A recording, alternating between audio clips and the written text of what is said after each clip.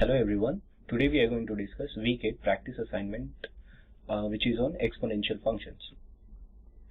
So let's go with the first section, which is MCQ. Now for this there are 3 questions which is given to us, for which a common graphs are provided, and the graph is between f of x versus x, as we can see in the below figure. And this graph is in the domain -4 to 4. So let's address the first question asked to us. The first question, it says, choose the correct options from the following options given. And the option is such that it is to determine whether the given graphs is or are a function or not. So here f3 is given, and it is asked like f3 is not a function, and f6 is not a function, f5 is not a function, and the last option says all of the above are functions. Now we need to check which among them are the function. So we can go to the figure given to us here. To check whether a given graph is function or not, we can perform a vertical line test. And we have already seen in the lecture that to perform a vertical line test, a vertical line is drawn parallel to y-axis, which is, if I say this is y-axis and this is the x-axis. So what we do in vertical line test, we draw a vertical line parallel to the y-axis. So it can be this side as well, or this side as well, or any of the side, depending upon how the graph is given to us. So a graph fails the vertical line test when the graph intersects the vertical line more than once, or vice versa. So for example, if I have been given a graph something like this, let's say this is the graph given to us. So what I would do is, or what is to be done is, to perform a vertical line test, we can draw a vertical line over here, and then we see what this vertical line intersects the graph at 2 different points, and therefore it fails the vertical line test, and this graph is not a graph of a function. So now we can quickly look at the various graphs given to us. So what we notice is, for f1 we can draw a vertical line at any point, and we can see that it intersects the graph at just one point, and therefore this is a function. Clearly we can see for f2 as well. You draw any vertical line on this graph which is parallel to the y-axis, and then you see that the graph intersects the vertical line at just one point, and therefore this fits the condition of vertical line test, and therefore this is again a function, or a graph of a function. When we look for f3, we can again see we can draw a vertical line, multiple vertical line, and it intersects just at one point, and therefore it is again a graph of a function. Similarly it goes for f4 and for f5 as well. But what we see in f6, when we draw a vertical line at any point here intersecting the graph, we can see it intersects at more than one point. That is, let's say if this is my vertical line, I can see it intersects at this point and this point, that is at 2 different points, and therefore the vertical line test fails here, and this is not a graph of a function. Now we can quickly look at the option given to us. Now as we have seen, f3 is function, so this option is wrong. f6 is not a function, which is right. f5 is not a function, which is wrong, because we have seen that it fulfills the condition of vertical line test. Therefore this is f5 is the graph of a function, and all of the above are the function is again a wrong options. Now we can quickly look at the second question given to us. Now we have to choose the correct options, and the first option is f1 and f3 are 1-1 functions in a given domain. So we need to check this. f2 and f4 are 1-1 function in a given domain. f3 and f5 are 1-1 function, and f5 is 1 function. So basically we need to check which among the given graphs are 1 function in the given domain. Now we can quickly look at the graph again. So as we have seen in the lecture, a function will be 1-to-1 if and only if it satisfies horizontal as well as vertical line tests. And we have also seen a function which is continuously increasing or decreasing function that satisfies both horizontal and vertical line tests, and therefore it will be 1-to-1. So as we have seen earlier, except F6, all the graphs satisfied the vertical line test. So what we do in vertical line test is we draw a horizontal line which is parallel to the x-axis, and horizontal line fails if the graph intersects the horizontal line more than once.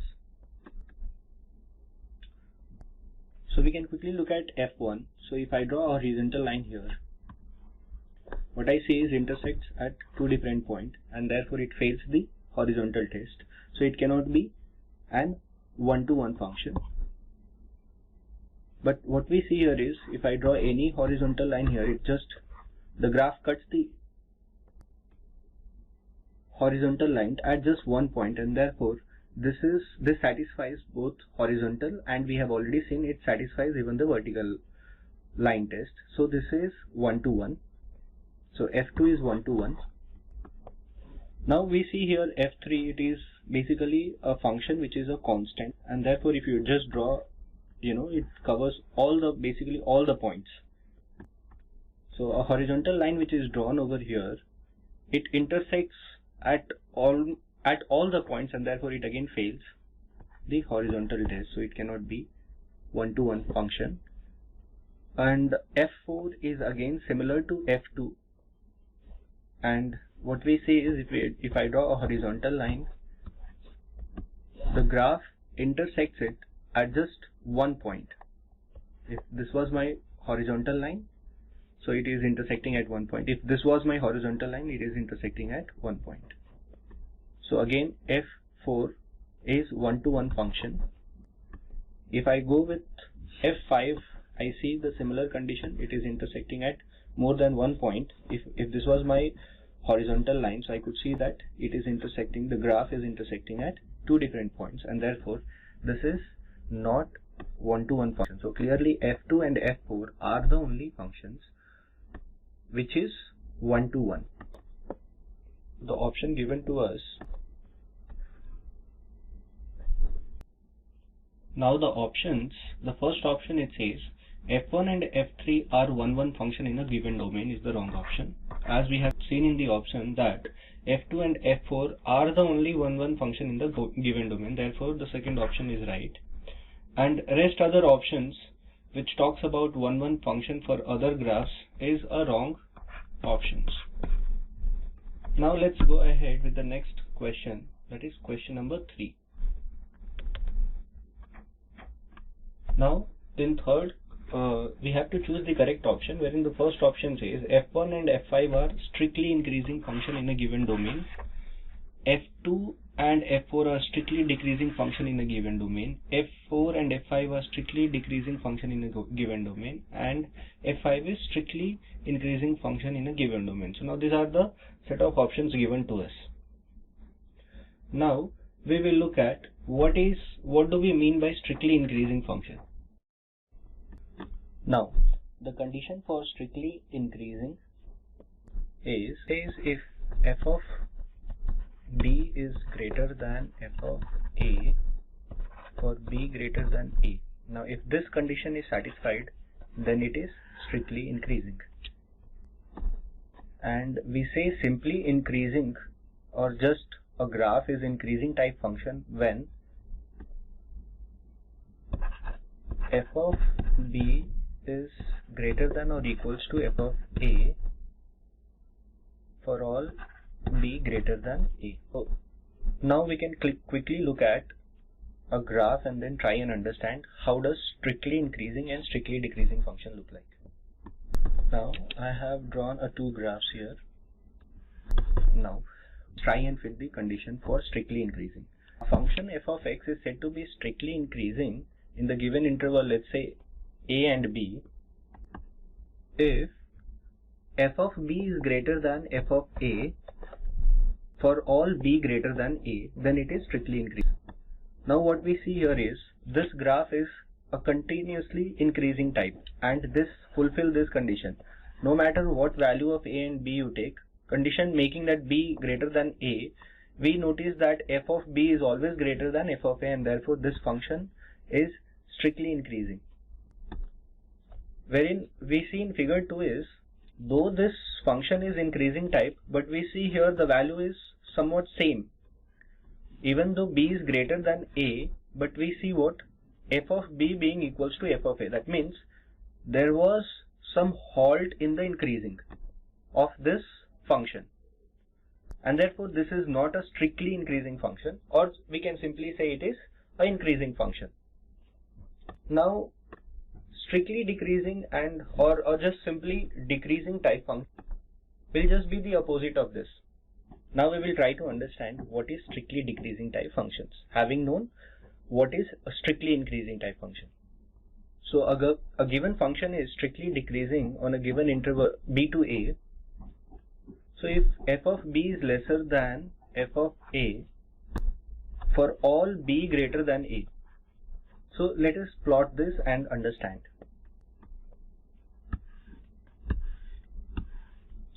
Now I have drawn a function here. Let me call again this as figure 1 and try to understand. So if this, what I notice here is f of b is clearly less than f of a, and this is happening for all value of b greater than a. So no matter what value of b you take, let's say b was somewhere here and a was somewhere here. Okay, so this will give us value. Now here we will have what? Let me say this is my, let's say b, and this is my new a. So what I notice is, though b is greater than a, but what I see here is f of b is lesser than f of a. Why? Because f of b is negative value here and this is positive here, and therefore this is a strictly decreasing type function. So what does it mean when it is not strictly decreasing type function?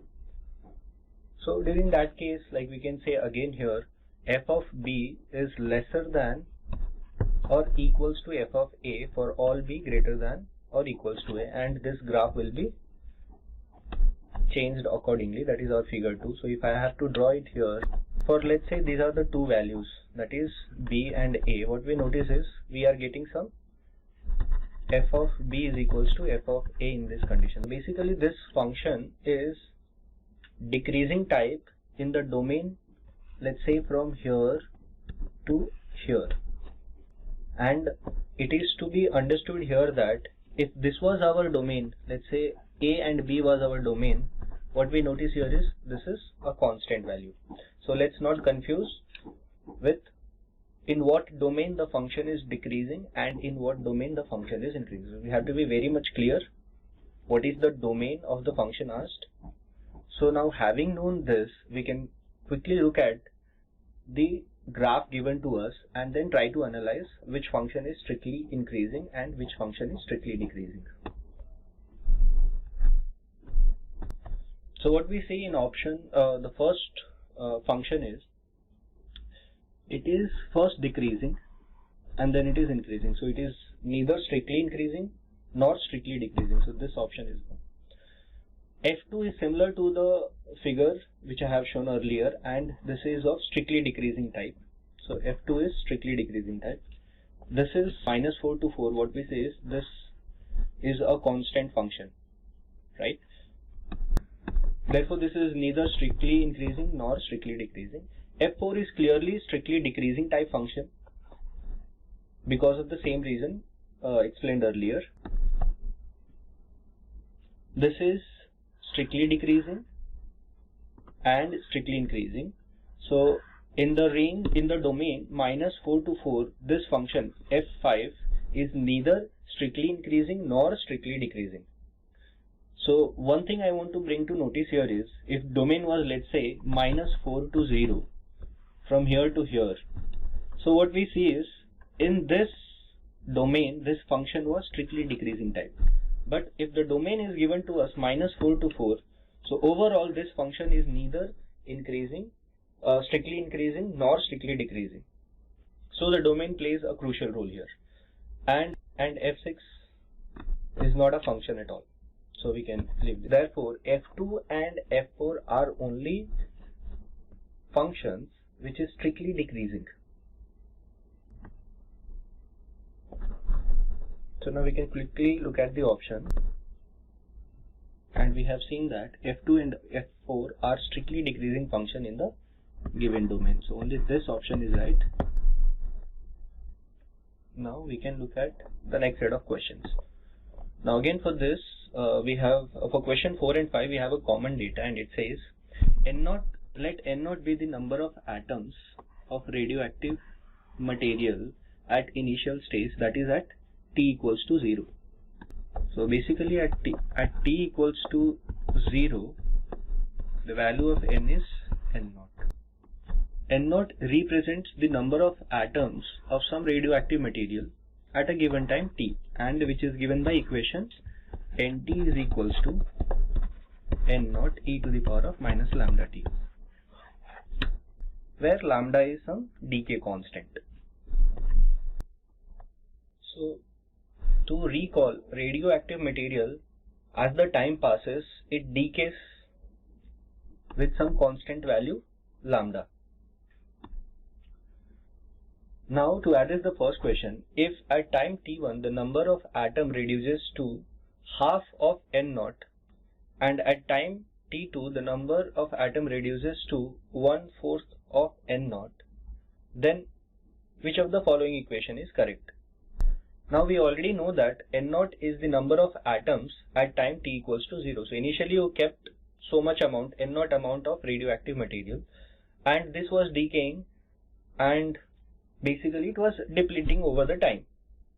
And in the question it says it becomes half at t1, and it becomes 1/4 of n0 at time t2. So from this equation, nt is becoming half of n0 at time t1, right?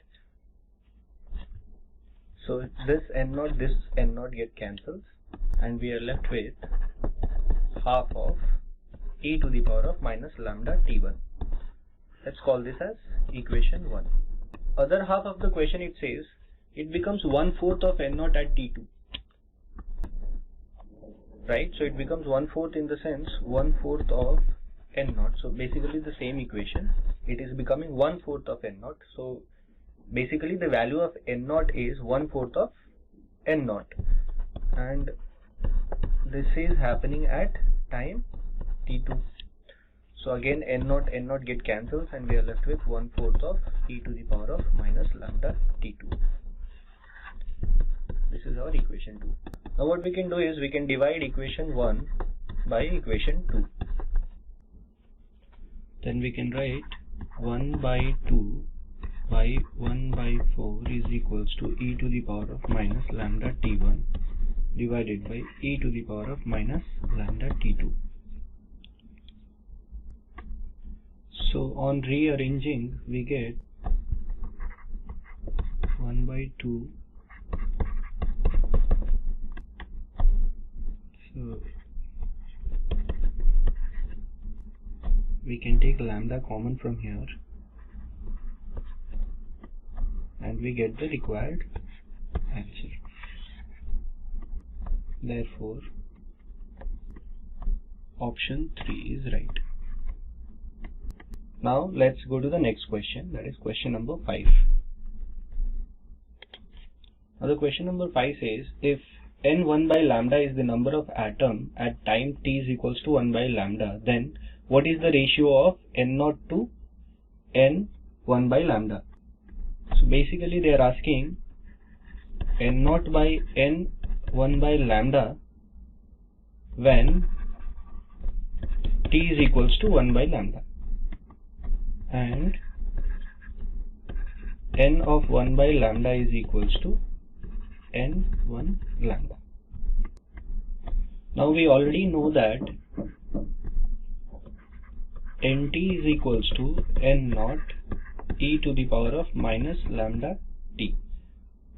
Now we can substitute this value here, and then we can see here n1 by lambda is equals to n naught e to the power of minus lambda, and t is 1 by lambda. So what we see is lambda lambda get cancelled, and when I rearrange this, we get n1 by lambda is equals to n naught e to the power of minus 1, and on quickly rearranging this, we get n1 by lambda is equals to n naught by e,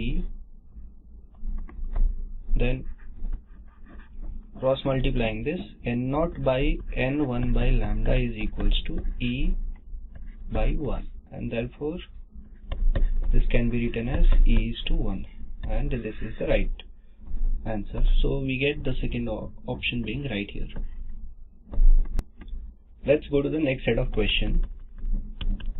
So the question says, Selvi deposits rupees P in amount A, which provides an interest rate of 10% per annum or per year, and after 10 years she withdraws the whole amount from bank A and deposits it in another bank B for n years, where she gets 12.5% per year.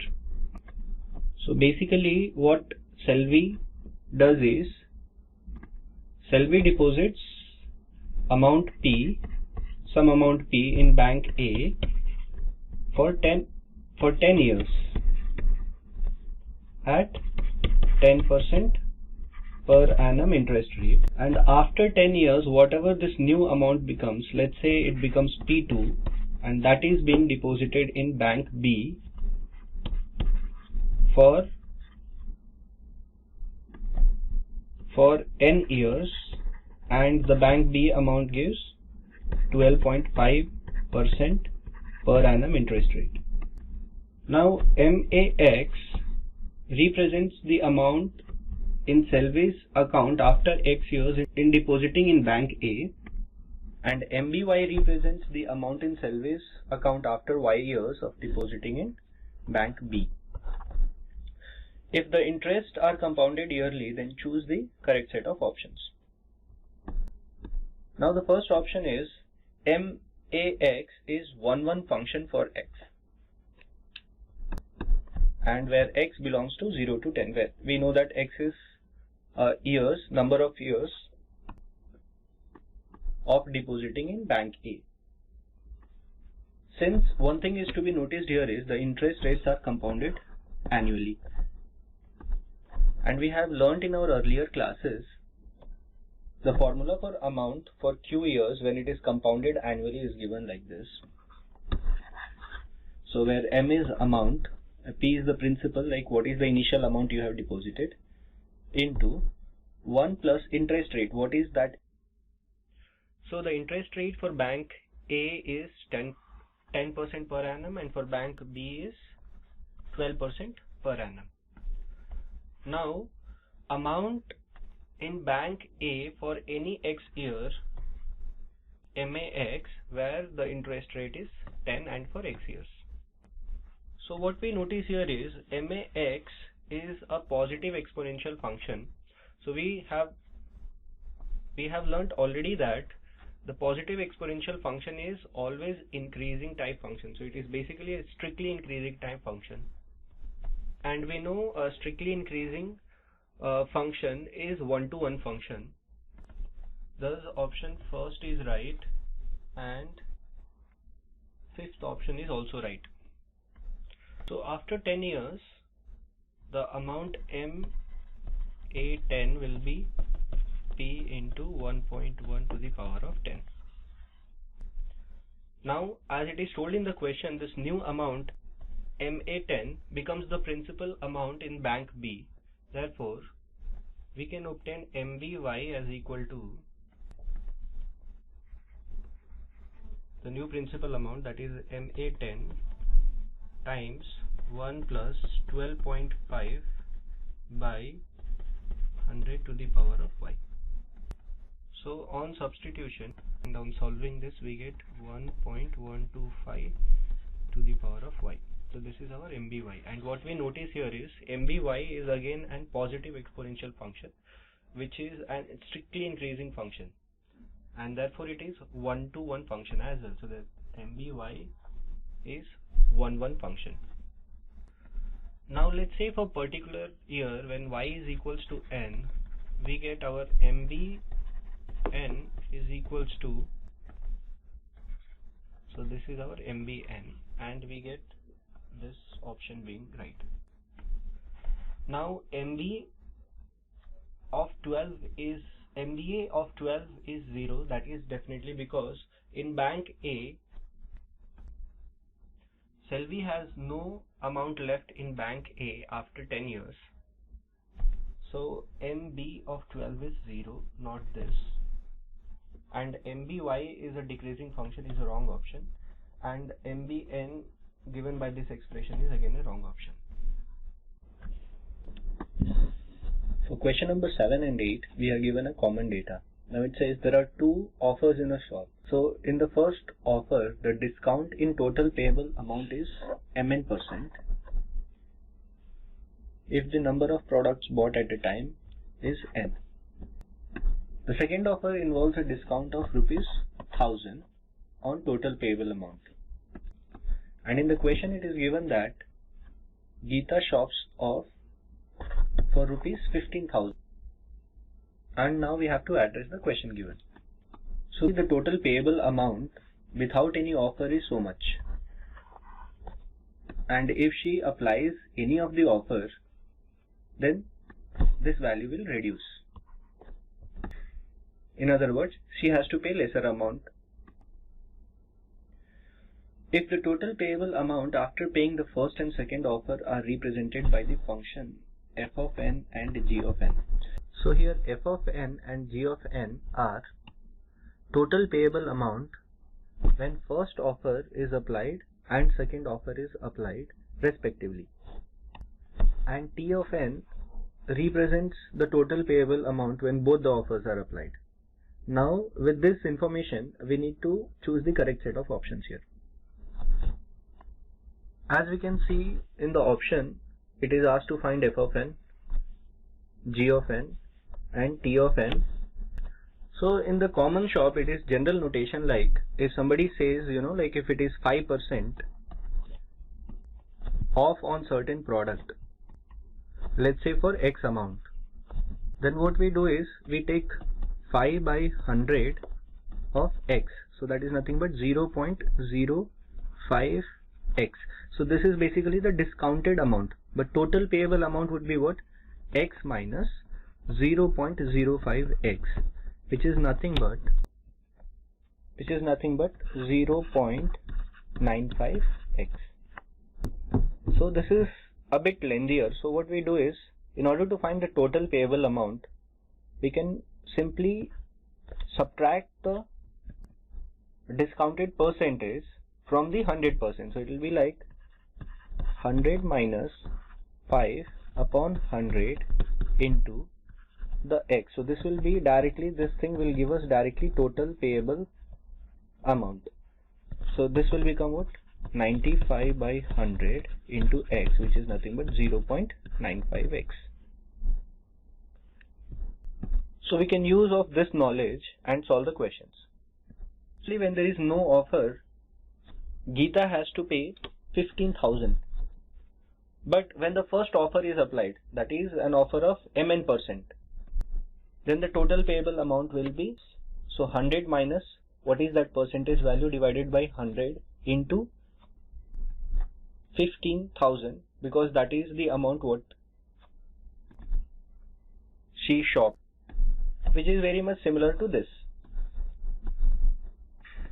So on solving, we get total payable amount Fn after the first offer. When only second offer is applied, what is Geeta getting? It is just like 1000 amount is reduced. So G of n is given as 15,000 minus 10,000, 1000. so which is nothing but 14,000. So Geeta has to pay 14,000 when only second offer is applied. So this is about the function f of n, and this is about g of n. So in the option we can quickly look at f of n given over here is wrong. F of n again given over here is wrong, because we see what? This is the value of fn. So here this is right, fn is right, g of n is 14,000, so this is also right. So only third option is right as it now. Now we need to look for t of n. Now t of n is total payable amount, and that depends like which offer is applied first. So in the next option, the total payable amount when the first offer is applied after the second. So basically what does it say is the second offer is applied first and then the first offer is applied. So for this, when the second offer is applied, then Geeta has to pay how much? 14,000. That is what we have seen. So now the first offer is applied on this value. So the first offer is given. So total payable amount T of n will be what? 100 minus m of n by 100 into, this time it will become what? 14,000. So this 2 zeros goes off and we will be left with T of n is equals to 100 minus m of n times 140.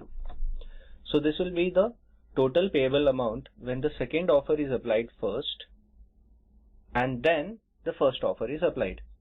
So what we notice here is this option is wrong. Now in the next option it says T of n, which is something given here, is the total payable amount when the second offer is applied after the first. So T of n in this case would be what? Like it will be 100 minus m of n upon 100, but it will be on what? 15,000 this time, because no offer is applied first. After applying this 1,000 rupees, second offer is applied, that is 1,000. So this 2 goes off and we'll be left with 100 minus m of n times 150 minus 1,000. So this will be the total payable amount when first offer is applied, then the second offer is applied, then this is the amount Geeta has. And we see the last option is also right. In question 8, if Geeta is allowed to use the offer in a sequence, that is, she can use it in any sequence, like she can use the offer 1 and then offer 2 or vice versa, and m of n is given by this function, that is minus n square plus 18n minus 72, where n is 6, 7, 8, 9, and we had seen earlier n was nothing but the number of items. So minimum number of items is 6 and maximum number of items is 9. Now the question says we need to choose the correct set of options which minimizes the total payable amount. So the options are, the total payable amount is same irrespective of the order in which the offers are applied. So we need to check whether this is right or not. So similarly we need to check the other options, that is if first offer is applied and then the second, or vice versa, which offer is better and what will be the minimum payable amount. So these are certain things which we need to find. We had seen earlier when Geeta chooses offer 1 and then offer 2, the total payable amount was given by this equation and we are calling it as T1 of n.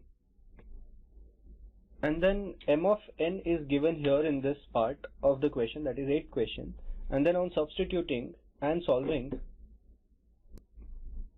we get T1 of n 100. So this is T1 of n after substituting the value of m of n what is given in this question. Similarly we can calculate the total payable amount when offer 2 is applied and then offer 1, and that we had seen earlier, it is given by this equation. and again on substituting m of n we get this value. What we notice in this both equation, that is, let me call this as equation 1 and this as equation 2. What we notice here is this is a quadratic equation wherein the coefficient of n square is positive, and even for equation 2 it is positive. Therefore it is going to have a minimum value, and we know the minimum value will be at the vertex. So we can individually calculate what is the vertex value for equation 1 and for equation 2.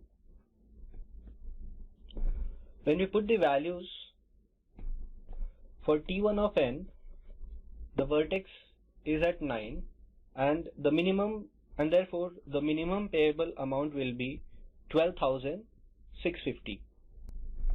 Similarly, we can calculate the vertex for equation 2 as it is done here in the solution,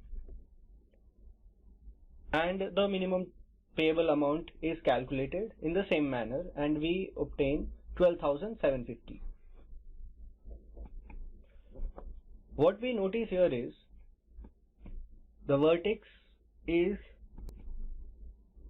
formed for value of n equals to 9 in both the cases.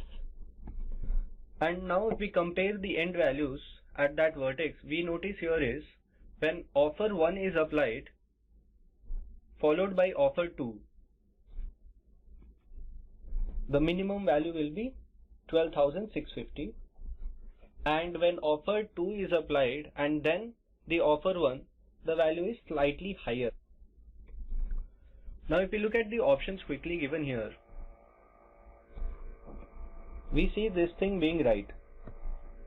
If she chooses offer 1 and then offer 2, the minimum payable amount will be so much, that is 12,650. Then what about the second option? She should choose offer 1 and then offer 2. For this, just the vertex is not sufficient, vertex value is not sufficient to tell. So what we can actually do here is, for different items, that is for item number 6, and if item is 7, 8 and 9 respectively, we can find what is the minimum payable amount for both equation 1 and 2, and then we can conclude which offers you should choose. Now those values are here in the tabular column, and what we notice here is for value n equals to 7, 8, 9, the total payable amount for equation 1 is lower than that of the equation 2. And if she purchases, like let's say 6 items, then she'll have to pay the same amount, which is 14,000. So what we notice on general is when offer 1 is applied and then the offer 2, that is basically the equation 1, is giving us the better payable amount, that is a minimum payable amount. Now what we see in third option is she should choose offer 2 and then offer 1 is a wrong option and second is right option, and first is obviously wrong. Now we can move to the next question. For next set of questions we are given a common information. So the given data is a function is given f of x is equals to something here and g of x is equals to some values here, and it is also given to us h of x is equals to f of g of x, and based on this information we have to address the following questions. So in question number 9, the domain of f of x is minus infinity to m union m to infinity, and domain of g of x is given as all real values except the values from minus n to n, and then we are asked to find what is the value of m plus n. Clearly the function f of x, which is 5x plus 9 by 2x, is defined for all the values of r. It is defined for all the values of r except when x becomes equal to 0. That is, f of x becomes undefined when x becomes 0. The domain of this function would be minus infinity to 0 union 0 to plus infinity. But 0 is not included. So from the given data, we can identify that m should be 0. So we got the value for m. Now the next equation is, that is g of y is root over of y square minus 9. But in the question number 9, this is given as g of x. So all we need to do is just change the variable from y to x, and then we get g of x is equals to root over of x square minus 9. Clearly g of x will become a complex when x square minus 9 is lesser than 0. So in other words, we have to keep this positive, and therefore x square minus 9 has to be greater than or equal to 0. Now this can happen when x square is greater than or equals to 9, or when x is greater than or equals to 3, or x is lesser than or equals to minus 3. In this condition itself, this function will be a real valued function as it is given in the information. Now if we can arrange this and write here, so this can take all the values of r except the values from minus 3 to 3. For example, if I take the value, let's say 0, which we shouldn't take from here, and if I substitute in g of x function, so what happens is we get 0 square, which is nothing but 0 square minus 9, which gives root over of minus 9, which is nothing but a complex. So from this we can conclude that n should be 3. So now we already got m equals to 0 and n equals to 3, therefore m plus n will be 0 plus 3, which is nothing but 3. Now let's move ahead with the next question. Now in question 10, it is given that range of f of x is from minus infinity to m union m to infinity, and range of g of x is n to infinity, which is including n as well. And we are supposed to find out 2 times of m plus n.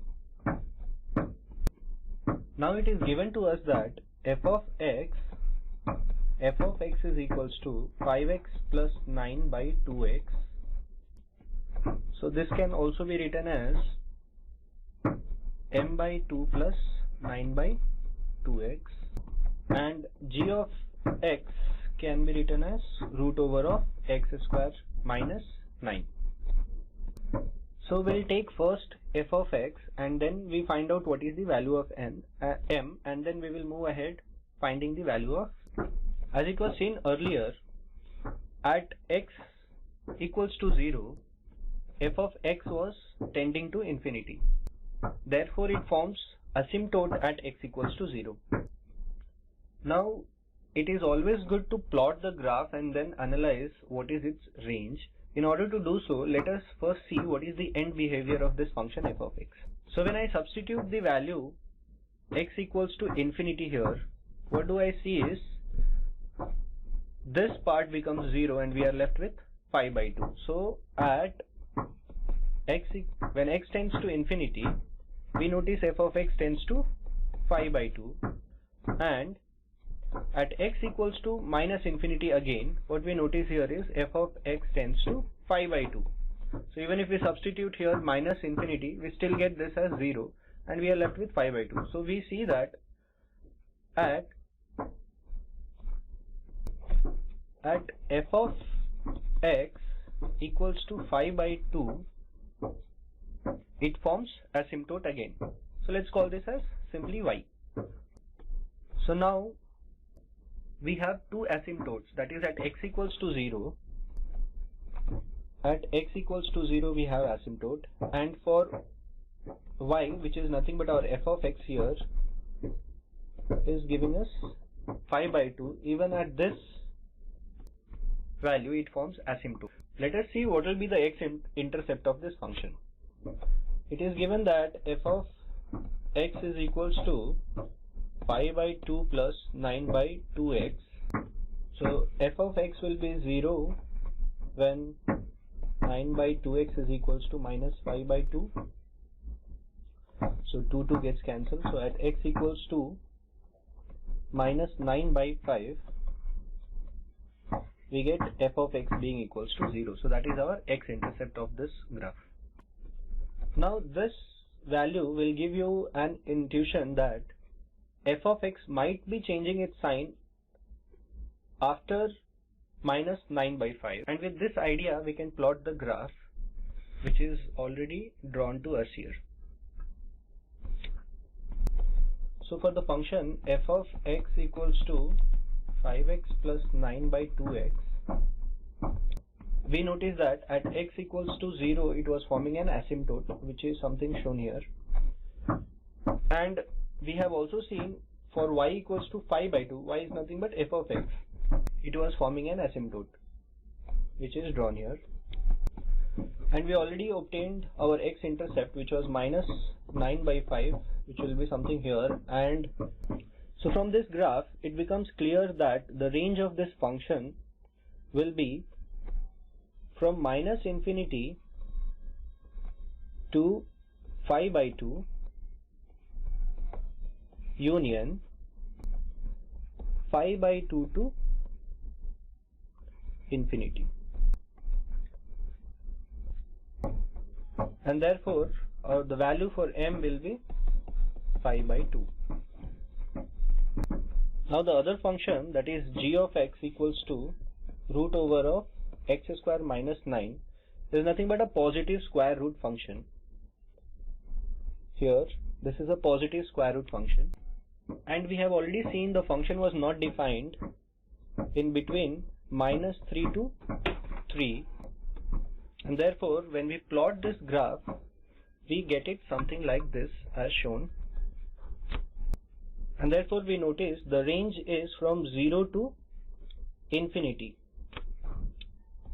So it is going to be from 0 to infinity, and 0 is included for that. So our n value is 0 in this case. So now 2 times of m plus n is nothing but 2 times of 5 by 2 plus 0, which is nothing but 5. Hence the answer is 5. Now in the next question, the domain of f inverse of x is given to us, and then we have to find out the value of 2m. Now it is already given to us that f of x is equals to 5x plus 9 by 2x. So, and this function is an explicit function. So we can simply say this as equals to y, and we need to find the inverse of this. So we can rearrange this part. So f of x plus 9 by 2x is equals to y, and this rearrangement is something done over here, and we obtain that x is equals to 9 by 2y minus 5. Now this is nothing but f inverse of x. So we can write this as f inverse of x is equals to 9 by 2x minus 5. So we are calling this new function as f inverse of x. So this function, this inverse function will be defined when 2x minus 5 is not equals to 0, or when x is not equals to 5 by 2. And thus its domain is minus infinity to 2.5 union 2.5 to infinity, where 2.5 is not included. And thus we get m as equals to 2.5, and 2 times of 2.5 5 is nothing but 5, and therefore the answer is 5. Now let's see the next question, that is question number 13. Now it is given to us that f inverse of 5 is equals to 9 by 5, then find the value of m. So we have already found out what is f inverse of x. So we know that f inverse of x is 9 by 2x minus 5, and for value at f inverse of 5 is equals to 9 by 2 times 5 minus 5, which they says it is equals to 9 by 5. Now we can substitute this value. Now we can solve this, and we get 9 by 5 times 10. 5 times 2 is 10, so we get 5 here. This is 9 by 5. So we get 5 and 5. We get 9 by 5. So 9 gets cancelled here, and then we have 5. M is equals to 5. With this, we end our week 8 practice assignment solution.